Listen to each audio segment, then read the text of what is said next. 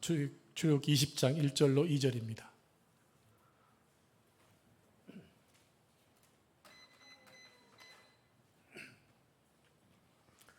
출애굽기 20장 1절 2절 말씀을 함께 같이 합독하겠습니다. 하나님이 이 모든 말씀으로 말씀하여 이르시되 나는 너를 애굽 땅 종되었던 집에서 인도하여 낸 내 하나님 여호와니라. 아멘. 이 말씀은 살아계신 하나님의 말씀입니다. 아멘. 자, 오늘부터 십계명을 강의하게 되는데 한 번에 다 끝내지 않고 그냥 한 대목씩 한 주에 살펴보려고 합니다. 조금 더 이렇게 깊이 심도 있게 살펴보려고 하는데 오늘은 십계명의 서론입니다. 아니, 십계명에 무슨 서론이 있어? 서론이 있습니다. 우리는 십계명 하면 그냥 1계명부터 10계명까지 애우는 데 최선을 다하지만 실은 그 앞에 십계명을 주신 하나님이 누구신가, 십계명을 주신 의도가 무엇인가를 1절, 2절에 설명해 놓고 있는 이것을 잘 알고 넘어가야 말씀을 십계명을 잘 받아들일 수가 있을 것입니다. 여러분, 한 단체를 구성할 때 반드시 하는 작업 중에 하나가 정관을 만드는 겁니다. 저희 교회도 정관이 있죠. 아마 재작년인가 아마 우리 교인 총회 때 정관을 통과시켰는데 약 6년 동안 준비한 겁니다. 그 정관에는 그 단체의 정체성과 운영을 위한 기준이 담겨져 있습니다. 한 나라와 국가도 마찬가지죠. 헌법은 한 나라의 정체성을 밝혀주는 것입니다. 나라와 국민과의 관계를 정한 것이 헌법입니다. 만약 헌법에 군주국이라고 되어 있다면 그 나라의 주인은 왕인 거예요. 반면에 민주공화국이라고 하면 그 나라의 주인은 국민이 주인인 것입니다. 우리나라 헌법 1조 1항 아시나요? 대한민국은 민주공화국이라는 것. 2항은 대한민국의 모든 주권은 국민에게 있고 모든 권력은 국민으로부터 나온다. 국민이 최고입니다. 그런데 이 사람들이 뽑아놓으면 국민을 못 취급해요? 그게 문제인 거죠. 국민이 왕인데 국민을 뭐처럼 취급하더라고요. 헌법 서두에서 대한민국은 민주주의 사회라는 것입니다. 국가의 주인은 국민이라고 되어 있습니다. 그런데 성경에도 헌법과 같은 것이 있더라는 거예요. 그게 뭡니까? 십계명입니다. 십계명은 하나님의 백성이 누구인가, 또 하나님과 어떤 관계를 맺고 살아야 하는지를 규명하고 있습니다. 그래서 십계명을 모르면 하나님을 모르는 것입니다. 십계명을 주신 하나님을 모르면 하나님을 아는 것이 아니라고 하는 거예요. 그래서 십계명을 주신 하나님을 바르게 알아야 계명을 지키게 되는 것이고 하나님을 높여드릴 수가 있는 것입니다. 오늘 본문을 보면 하나님은 이스라엘 자손들과 언약을 맺으셨어요. 몇 장에서? 19장에서. 너희가 내 말을 지키면 너희는 제사장 나라가 될 것이다 라고 말씀하셨죠. 백성들 우리가 하나님과 언약을 맺겠습니다라고 서약을 했어요. 그 결과로 주신 것이 바로 십계명입니다. 그러니까 십계명을 쉽게 얘기하면 계약선고예요. 계약서. 나중에 말씀드리겠지만 두 돌비에 하나님의 계명이 하나님이 직접 쓰셔가지고 새긴 두 돌판을 들고 내려오잖아요. 그게 뭐라고요? 계약서라고요. 그 계약서입니다. 그래서 계약서를 모세가 깨버리죠.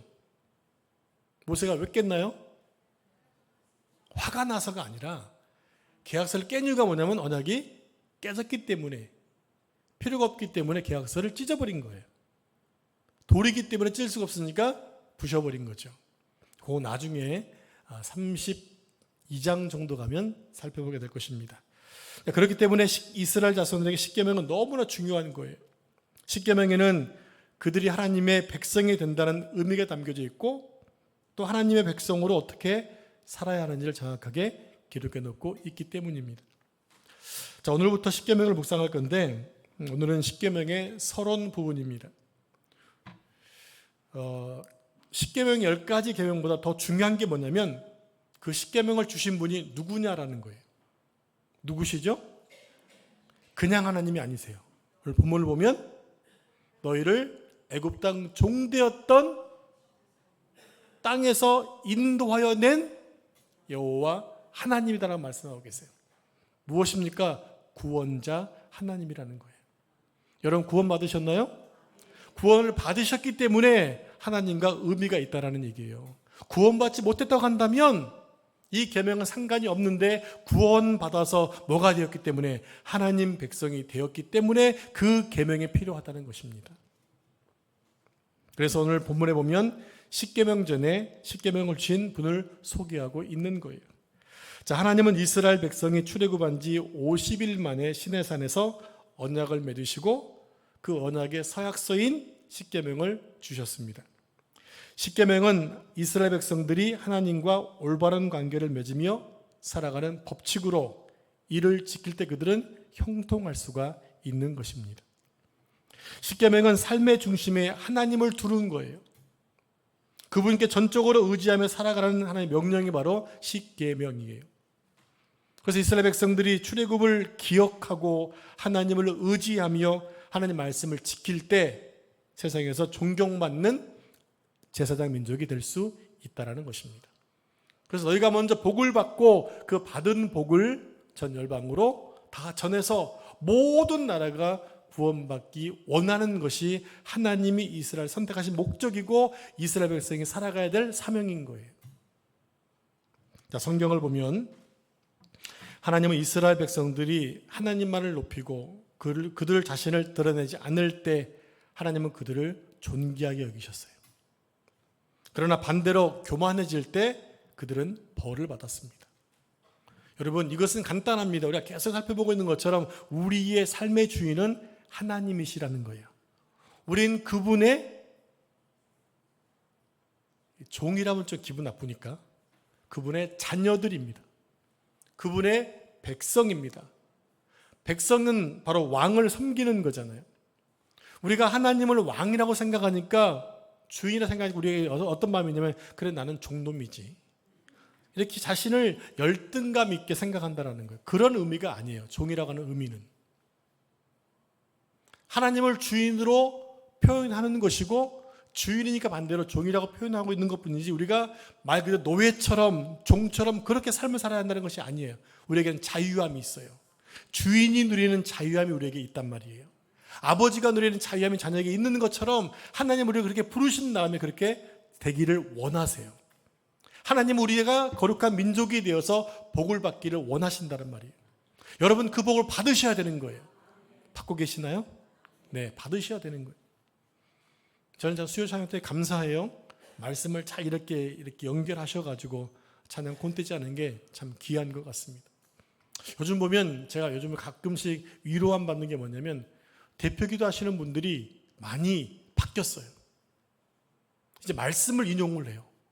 당신들이 받은 말씀, 은혜 받은 것을 갖다가 말씀, 기도에 적용하고 있다는 얘기. 그게 뭡니까? 말씀대로 살고 있다는 흔적이에요. 그 말씀을 잊어버리면 그냥 안 할 텐데 그 말씀을 계속 기억하니까 내 기도에 그것이 묻어나는 거예요. 그러면 그게 성장이에요. 그게 말씀으로 살고 있다는 증거예요. 여러분 그렇게 사시기 바랍니다. 우리가 주일날 뭐 하지 말자고 그랬죠? 다 까먹으셨나? 주일날 우리 뭐 하지 말자고 그랬어요? 화가 날 때 부드럽게 말하자. 그렇게 약속했죠? 3일 동안 여러분들 화날 일이 있었어요? 없었어요? 저에게 너무 많더라고요. 화날 일이 많았는데 화를 한번 팍 내버렸으면 좋겠는데 화를 참아야 되니까 힘들더라고요. 왜냐하면 제가 말씀을 선포하고 제가 이런 말씀했죠. 화를 한 번 더 내면 화내는 통로가 커지고 한 번 온유하면 온유의 문이 커진다 말씀을 드렸잖아요. 그러니까 나는 무엇을 더 하느냐 얘기예요. 여러분 밀링이라는 것은요 뚫는 작업이거든요. 드릴로 뚫어요. 그것을 확장을 해서 볼딩 작업이라고 그러거든요.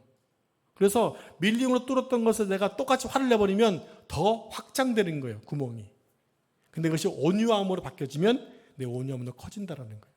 그래서 화가 날 때 화를 내지 않고 꾹꾹 참고 인내하는 것. 근데 이게 쉽지 않아요. 왜? 성령의 역사의 열매이기 때문에.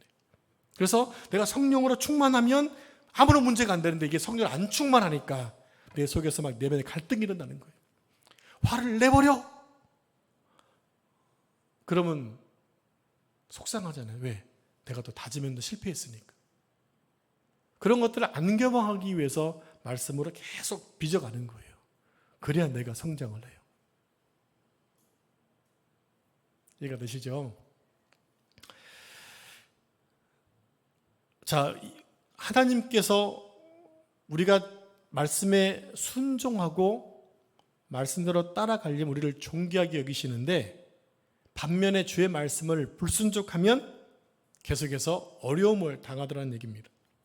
그리고 이 법칙은요, 과거에도 현재에도 그리고 미래에도 변함없이 작용되는 원리예요. 따라서 십계명은 하나님과의 올바른 관계를 유지하기 위한 은혜의 계명이라는 겁니다. 여러분, 하나님의 계명은요, 우리를 족쇄 채우는 게 아니에요. 하나님의 계명 우리에게 은혜의 계명이에요. 우리를 살리고 우리를 지켜주기 위한 은혜의 계명이지 우리를 족쇄 채워서 꼼짝 못하게 만드는 그러한 법이 아니라고요. 안 믿어지시나 보네. 여러분, 그것을 여러분 아시기 바랍니다. 자, 십계명은 이스라엘이 하나님과의 관계를 통해 지속적으로 은혜와 사랑을 받으며 형통하게 살아가기 위한 핵심적인 법칙이라는 것입니다. 그러면 이스라엘 백성들이 십계명을 지킬 수 있는 근거가 있어요. 왜 십계명을 지켜야 되느냐? 오늘 본문의 말씀처럼 하나님이 그들을 애굽 땅 종되었던 집에서 구원해 내셨기 때문이라는 거예요. 그들은 하나님의 구원을 받은 자이기 때문에 십계명을 지킬 자격이 있는 것이고 십계명을 따를 의무가 있다는 것입니다. 출애굽 사건을 통해 이스라엘은 하나님이 그들의 구원자임을 깨닫게 되는 것이고 오직 하나님만을 의지하는 것이 진정한 복이라는 사실을 알게 되어지는 거예요. 이 기억이야말로 십계명을 지키는 원동력이라는 것입니다. 이런 성경을 쭉 읽다 보게 되면 기억하라, 생각하라라는 말이 많이 나오잖아요. 저는 거기에 주황색 형광펜으로 이렇게 색칠해놔요. 왜? 잊지 말라, 기억하라, 생각하라. 똑같은 의미거든요. 하나님 말씀을 잊으면 안 되잖아요. 하나님의 말씀을 잊으면 안 되고 하나님의 역사하셨던 것을 늘 생각하는 게 필요해요. 그게 은혜의 자리에 있는 거예요. 여러분도 앞으로 성경 읽으실 때마다 주황색 형광펜으로 이렇게 색칠하시기 바랍니다.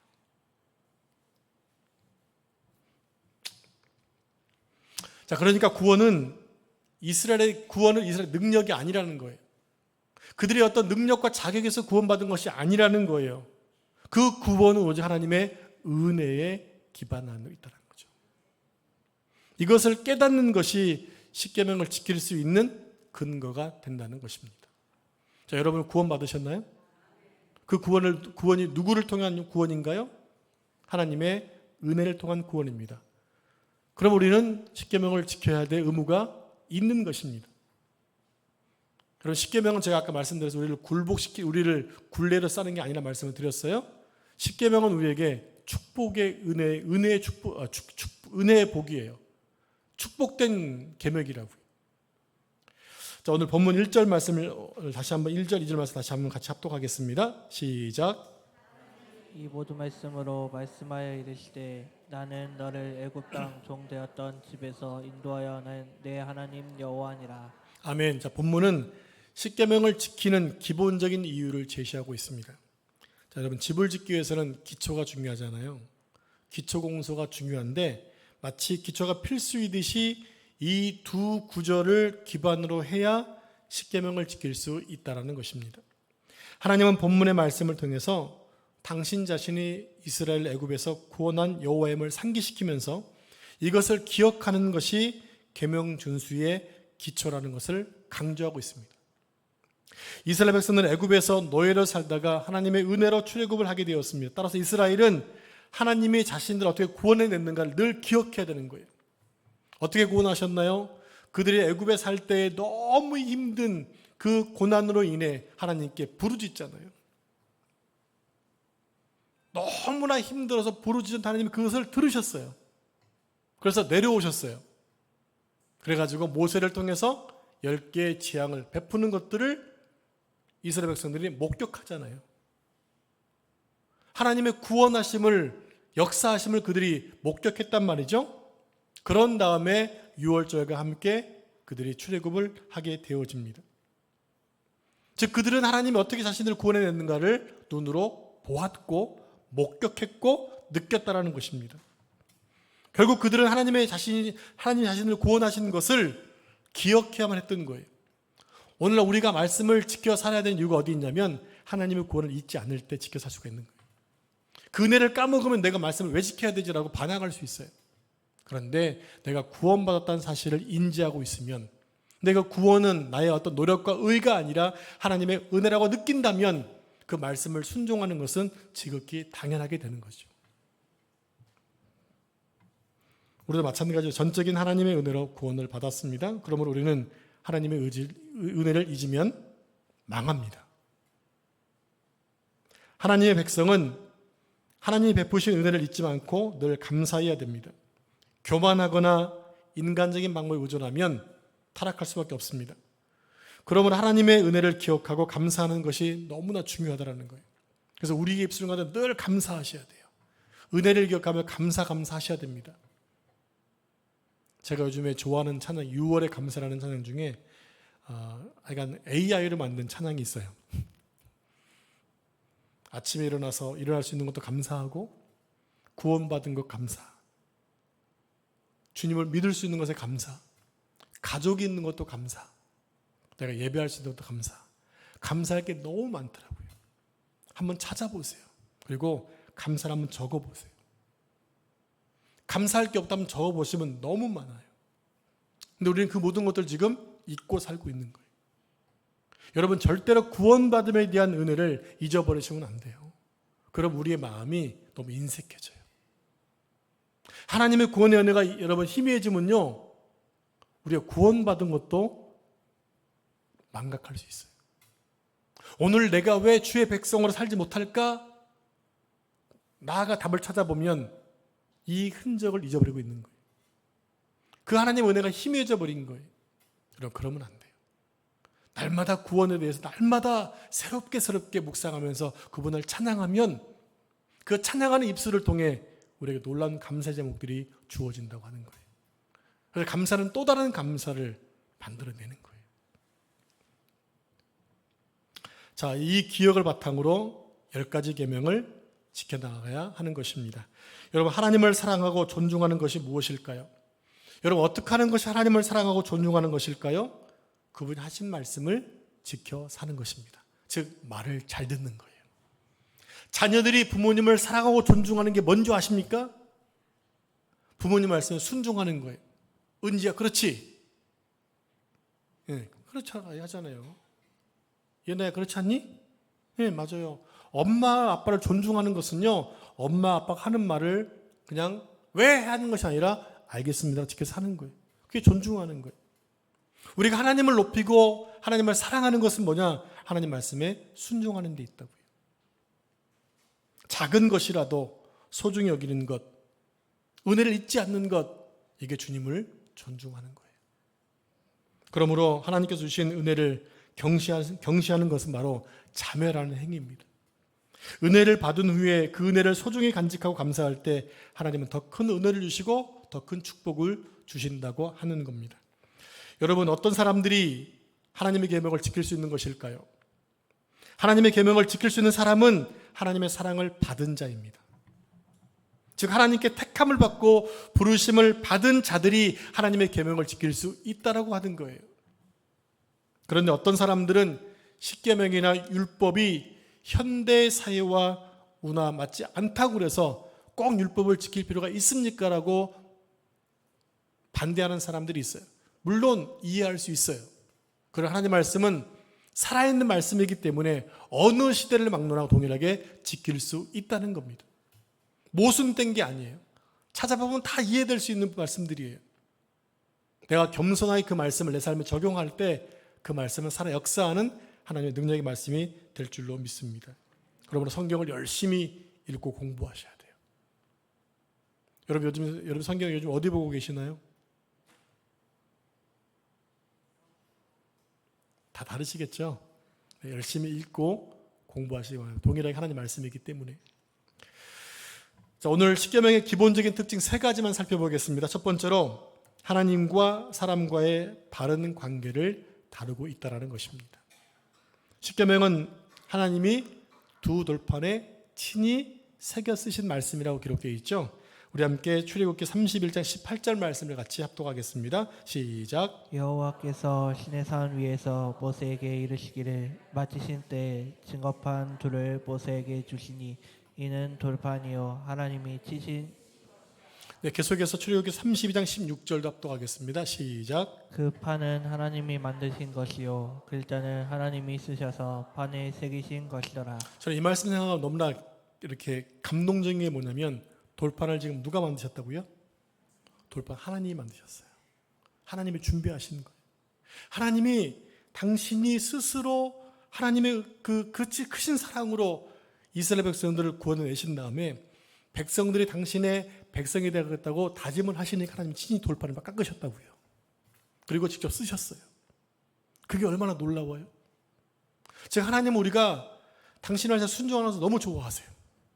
그래서 무엇인가 더 주려고 막 애를 쓰시는 게 느껴지지 않습니까? 하나님의 돌판을 만드시고 그 돌판에 직접 말씀을 쓰셨다는 것을 여러분 기억하시기 바랍니다. 거기에 1부터 4계명은 하나님과의 관계입니다. 5부터 10계명까지는 사람과의 관계에 대한 계명입니다. 이게 무엇을 의미하는 것일까요? 하나님과의 바른 관계 없이 인간과의 바른 관계가 유지될 수 없다는 거예요. 하나님과의 관계가 바르게 된 자만이 사람들과 관계도 바르게 유지될 수 있다는 것을 알려주고 있어요. 그래서 1계명부터 4계명을 말씀하시고 또 인간적인 계명도 말씀하고 있는 거예요. 자, 두 번째 특징은 10계명은 하나님의 백성에게 복을 주시기 위함이라는 것입니다. 자, 여러분 성경을 보면 하나님은 우리에게 늘 복을 주시기를 원하세요. 근데 문제는 그 복을 사람들이 잘 받지를 못해요. 여러분 성경 볼 때마다 너무 어리석은 것을 발견하지 않아요? 아, 요렇게 하면 될 텐데 이게 잘 못하더라고. 여러분 성경을 보시면서 백성들이 못한 것 여러분 좀 더 노력해 보시기 바랍니다. 그래서 복을 좀 많이 받으시기 바랍니다. 여러분 복을 좀 많이 받으셔서 좀 제게 좀 나눠주시기 바랍니다. 옆 사람이랑 좀 나눠주세요. 복을 받으신 것을 넘치도록 받으셔서 좀 나눠주시라고요. 하나님께서 십계명을 주신 의도가 뭐냐면 백성들을 법이나 규칙으로 얽매거나 위협하려는 것이 아니었다라는 거예요. 오히려 백성들을 축복하시기 위해서 계명을 주셨어요. 자, 그 예로 보면 십계명 두 번째 계명이 뭡니까? 우상 숭배의 죄에 빠지면 벌을 3,4대까지 벌을 내리겠다고 말씀하신 반면에 그 말씀을 지켜 살면 몇 대까지? 1,000대까지 여러분 1,000대까지 복을 주시겠다고 말씀하시네요. 그럼 하나님의 본래 의도는 뭐예요? 벌이에요? 복이에요? 복이지요. 이건 비교가 안 되는 거 아닙니까? 하나님은 우리에게 은혜와 축복을 주셔서 축복을 주시려고 우리에게 계속해서 말씀하시고 우리를 재촉하시는 거예요. 근데 많은 사람들은 이 법과 계명에 대해 부정적인 생각을 갖고 있습니다. 무엇 때문인가? 법은 우리를 힘들게 한다. 나를 구속한다는 마음 때문에 그래요. 여러분 헌법이 부담스러워 보이잖아요. 우리의 생명을 지키자, 우리 안전을 지켜주잖아요. 여러분 대한민국처럼 치안이 잘 된 국가 별로 없어요. 아시죠? 여러분 대한민국 국민인 게 얼마나 대단한 유형인지 몰라요. 가끔 이렇게 외국인들이 와서 놀라는 게 한국이 카드 쓰는 거 보면 그러잖아요. 이렇게 테이블 위에 핸드폰과 지갑을 놔두고 가도 훔쳐가지 않는 나라. 카드를 줘서 긁고 주인이 사인해도 그냥 넘어가는 나라. 있을 수 없는 일인데 그런 일이 지금 한국에는 있지 않습니까? 자연스럽잖아요. 또 무엇이 떨어져 있어도 주워가지 않는 나라. 과거에 제 형님이 인도를 방문하셨는데 화장실에 들어가기 전에 바나나를 잠깐 옆에 맡겨놨대요. 화장실에 들어가기 뭐 하니까. 들어갔다 나왔더니 없어졌더래요. 그래서 왜 먹었냐고 그랬더니 알라가 주셔서 먹었다고. 그런 나라들이 있어요. 근데 한국 사람 먹으면 큰일 나잖아요. 그게 뭐 때문에 그렇습니까? 법이 있기 때문에 그래요. 법치국가 있기 때문에. 그 헌법이 있기 때문에 우리가 지금 여기서 예배할 수 있는 거예요. 왜? 종교의 자유가 있으니까. 그게 법치국가의 특징 아닙니까? 여러분, 도로교통법이 귀찮아 보이잖아요. 그죠? 교회 유턴해서 쭉 가려면 이 중동가사를 꼭 이게 걸릴 가능성이 있어요. 여러분, 그거 범칙금 나옵니다. 그거 꼭 지킵니다. 여러분, 거기서 쓰는 게 바로 나의 안전을 보호해주고 남의 안전을 보호해주는 거예요. 그걸 무시하고 지나가면 문제가 생길 수 있고 큰 사고로 이어질 수 있기 때문에 도로교통법은 우리를 힘들게 하는 게 아니라 우리 안전을 지켜준다는 것입니다. 마찬가지로 십계명과 율법은 우리의 신앙을 유지하는 데 기초가 되어지고 하나님께 복을 받는 그 축복의 통로로 쓰여지고 있다는 거예요. 자, 우리 함께 신명기 4장 40절 말씀을 같이 합독하겠습니다. 시작. 명령하는 여호와의 규례와 명령을 지키라. 너와 내 후손이 복을 받아 내 하나님 여호와께서 내게 주시는 땅에서 한없이 오래 살리라. 네, 하나님의 복을 주시고 내가 사는 땅에서 한없이 오래 살도록 법을 주셨다고 하는 거예요. 하나님의 계명은 사랑의 표현이에요. 우리가 그 말씀에 순종할 때 진정한 복을 누리게 돼요. 예를 들어서 부모가 딸에게 밤늦게 다니지 마라, 12시엔 들어와야 된다 라는 것이 딸을 제한하는 겁니까? 보호하는 겁니까? 보호하는 거잖아요. 근데 딸들은 잘 모르죠. 여러분, 과거에도 여러분 부모님 그러지 않으셨나요? 그게 여러분을 사랑하는 바로 방어책이었단 말이에요. 이처럼 하나님의 계명도 우리를 위한 하나님의 사랑의 표현이라고 하는 것입니다. 그러므로 우리는 세상의 가치관이 아니라 하나님 말씀에 우리 자신을 붙들어 매야 되는 거예요. 왜냐하면 하나님 말씀만이 우리의 길을 비추시고 발에 등을 비춰주는 것이기 때문에. 그래서 복 있는 사람은 하나님 말씀을 묵상하는 데 있다고 말씀하십니다. 자, 세 번째 특징입니다. 십계명이 언약 백성들을 위해 주어진 것이라는 거예요. 누구를 위해서요? 언약 백성에게만 주어진 거예요. 2절을 보면 하나님은 이스라엘 자손들에게 십계명을 주시면서 나는 너를 애굽 땅 종되었던 집에서 인도하여 낸 내 하나님 여호와니라. 하나님은 노예된 이스라엘 백성을 구원하신 하나님이십니다. 따라서 십계명은 바로 구원의 원리가 담겨져 있는 거예요. 그래서 십계명은 하나님이 베푸신 구원을 광야에서도 또 가나안 땅에 들어가서도 그리고 어디에서든지 계속해서 누릴 수 있도록 하나님의 구원을 경험하도록 백성들을 이렇게 이끌어가고 있다는 얘기입니다. 따라서 이스라엘 자손들은 이 계명과 율법을 지킴으로써 자신들이 하나님과 언약을 맺은 백성임을 스스로 인지하겠던 거예요. 여러분 가끔씩 여러분 그런 생각하지 않나요? 나는 하나님의 구원받은 백성이다. 그래서 하나님과 어떤 관계입니까? 하나님은 나의 아버지로, 때로는 그분을 주인으로, 때로는 그분을 왕으로 그런 관계 속에 있지 않습니까? 그분께 우리가 뭐 합니까? 그분께 도움을 구하고 기도하잖아요. 왜 기도하시죠? 그분은 나의 기도를 들으시는 분이시고 나에게 모든 것을 줄 수 있는 분임을 알기 때문에 그분께 구하는 거예요. 그게 하나님과 우리의 관계라는 것입니다. 그래서 이스라엘 백성들은 율법을 통해서 하나님을 그렇게 배워갔던 것이고 말씀을 지켜 살 때마다 하나님 백성임을 자각하면서 긍지를 가지고 살았다고 하는 거예요. 우리가 왜 사랑을 실천해야 되고 온유를 실천해야 되고 성령의 법을 열매를 맺어야 됩니까? 내가 하나님의 자녀이기 때문에 그러는 거예요. 하나님 백성이기 때문에 그러는 거예요. 반면에 계명을 지키지 않고 불순종하면 하나님의 백성으로서 받을 복을 받지 못하게 되는 거예요. 또 하나님 백성으로서 역할도 감당할 수가 없는 거예요. 하나님 백성으로서 율법을 지키면 복을 받게 되는 것이고 지키지 않으면 사명을 감당할 수가 없게 된다는 것입니다. 구약의 선지자들을 보게 되면 이스라엘 자손들이 하나님의 계명을 잘 지키는 여부를 무엇으로 기준 삼았냐면 바로 이 율법이었어요. 율법을 따라 지키지 못하면 복과 심판을 예언했습니다. 그래서 예레미야 선지자는 이스라엘이 우상 숭배에 빠졌을 때 그들을 향해 이렇게 말했습니다. 이스라엘은 더 이상 하나님 나라 백성이 아니다 라고 선포했어요. 언약이 파기되었다. 하나님의 성전을 강도의 소굴로 만들었다. 결국 성전이 무너지고 바벨론의 포로로 잡혀가게 되잖아요. 왜입니까? 언약 백성으로서의 자격이 상실되었기 때문에. 또 구약 성경을 보면 하나님의 계명과 율법의 힘을 잃을 때는 이스라엘 백성들은 언제나 늘 위기에 직면했어요. 우리가 새벽에 지금 사사기를 보고 있는데 사사시대가 혼란스러웠던 이유가 어디 있습니까? 하나님 계명을 뒤로하고 자기 소견에 오른 대로 살았기 때문에 그래요. 분명히 주의 계명이 있었지만 그 말씀을 외면하고 자기 생각대로 살았기 때문에 사사시대 340년 동안 힘들게 살 수밖에 없었다라는 거예요. 사사시대 끝 언저리에 보면 엘리 제사장 때도 마찬가지 아닙니까? 하나님 말씀이 희미해지자 이스라엘 타락하게 되었고 법궤도 빼앗기게 됩니다. 즉 하나님 말씀을 잃어버리면 문제가 발생하게 된다는 거예요. 그럼 우리는 하나님을 사랑하고 하나님의 계명을 지키고 순종하는 법을 배워야 합니다.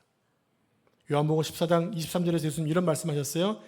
사람들이 나를 사랑하면 내 말을 지킬 것이다. 너희가 나를 사랑하면 내 말을 지킬 것이다. 여러분 주의 말씀을 왜 순종하십니까? 바로 거기는 주님을 사랑함이 있어야 한다는 얘기예요. 주님을 사랑하기 때문에 그리 하신 말씀을 지켜 살게 된다는 얘기죠. 여러분 사람도 그런 관계 아닙니까? 부모님을 존중하고 사랑하면 부모님 말씀을 순종하는 거예요. 근데 부모를 사랑하지 않고 존중하지 않으면 그 말에 순종하지 않는 거예요. 여러분 배우자를 사랑하기 때문에 선물도 주고 그 말을 지켜 사는 거 아닙니까? 하물며 하나님의 말씀을 우리가 그렇게 지켜 살아야 한다는 거예요. 또 사도 요한도 요한일서 5장 3절에서 이렇게 말했습니다. 하나님을 사랑하는 것은 그 계명을 지키는 것이다. 하나님의 계명은 무거운 짐이 아니다. 이렇게 말하고 있어요. 여러분 사랑하는 게 어렵습니까? 쉽지는 않습니까? 네, 쉽지는 않겠지만 하다 보게 되면 그 은혜가 제게 있지 않나요? 사랑하다 보면 결과물이 있잖아요. 그 결과물 때문에 또 하고 또 하는 거 아니에요? 하나님을 사랑하니까 거기에 따르는 하나님 축복이 나에게 오잖아요. 그게 귀하니까 또 순종하고 또 사랑하는 것 아니냐는 얘기예요.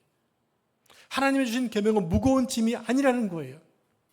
근데 우리 스스로가 무겁게 생각하니까 그 계명이 힘들고 무거운 거예요. 여러분 우리가 하나님을 사랑한다면 계명은 절대로 무거운 게 아닙니다. 그러므로 계명에 순종하는 것은 하나님을 사랑하는 마음에서 시작되어야 한다는 거예요. 사랑에서 시작되어야 된다. 그러나 사랑하는 마음이 없다면 계명을 지킬 수도 없고 계명을 지키더라도 진실로 계명을 지키는 것이 아닐 수 있다는 거예요. 예수님 바리새인에게 이사야의 말씀을 인용해서 이런 말씀했죠. 이 백성은 입으로는 나를 공경해도 마음은 내게서 떠나 있도다.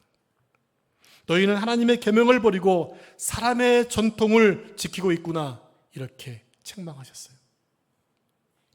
결국 하나님이 주신 계명의 핵심에는 하나님을 마음으로 섬기고 순종하는 것, 즉 하나님을 사랑하는 것이라고 말씀하고 있습니다. 이제 말씀을 정리하겠습니다. 하나님은 당신이 택하신 백성들에게 십계명을 주셨습니다. 이게 중요해요. 아무한테나 준 게 아니에요. 어떤 자에게? 택하신 백성에게. 하나님의 계명을 지켜 살겠다고 다짐한 백성에게, 하나님의 자녀들에게 이 십계명을 주셨다고 하는 거예요. 하나님은 십계명을 하나님 모르는 사람에게 준 것이 아니었습니다. 하나님은 십계명을 신에서 언약을 통해서 당신의 백성이 되기로 결정한 사람들에게 주셨다고 하는 거예요. 이처럼 하나님의 백성에게 계명을 주신 것은 악한 세상에서 방황하지 않도록, 어려운 세상에서 실패하지 않도록 하기 위해서 그 말씀을 주셨다고 하는 거예요. 따라서 진실로 우리가 하나님의 택함을 받은 언약 백성이라면 하나님의 이 계명을 축복으로 여기셔야 돼요. 또 그 계명과 율법을 삶의 등불이자 빛이라고 여기셔야 한다는 얘기입니다. 그리고 이번 기회에 십계명은 절대로 무거운 게 아니라, 십계명 우리에게 큰 짐이 아니라 나에게 축복의 통로가 되는 그런 기회를 삼았으면 좋겠어요. 그래서 그 십계명을 생각할 때마다 나는 하나님께 선택받은 사람이지, 나는 주의 언약의 백성이지, 구원받은 자녀이지, 늘 이런 생각이 차고 넘쳐서 그 말씀을 지켜 살기에 아주 재밌어 했으면 좋겠습니다. 여러분, 그래야 우리의 신앙생활이 재밌지 않을까요? 근데 그 법이 너무 무거우면 얼마나 버겁고 힘들겠어요. 하나님 우리에게 무겁게 주신 것이 아니라 복으로 주신 말씀을 잘 공부하고 지키셔서 하나님의 은혜가 늘 넘치는 삶을 살아내는 여러분 전 되시기를 축복합니다. 기도하겠습니다. 하나님, 우리를 구원해 주셔서 주의 백성 삼아 주시고 우리가 하나님 나라 백성으로 살기에 필요한 말씀을 주신 것을 감사합니다. 이 말씀은 예수님 말씀하시기를 무거운 것이 아니라고 하셨습니다. 이 말씀은 우리를 주님께 인도하는 축복의 문이고 또 축복의 말씀이고 생명의 말씀이 믿습니다. 우리가 이 말씀을 잘 먹고 순종하면 우리 영이 살이 찔 줄로 믿습니다. 우리 영이 충만할 줄로 믿습니다. 하나님 말씀을 바르게 이해하고 또 말씀을 바르게 순종하고 그 말씀대로 따라가서 하나님의 축복을 누리게 해주시고 또 축복을 전하는 삶을 살아낼 수 있는 복된 성도 될 수 있도록 축복해 주시옵소서. 함께 기도하겠습니다. 우리 기도문을 활짝 열어주시고 하나님 만나는 복된 시간 되게 해 주시옵소서. 이 모든 말씀 전능하신 예수님의 이름으로 기도합니다. 아멘.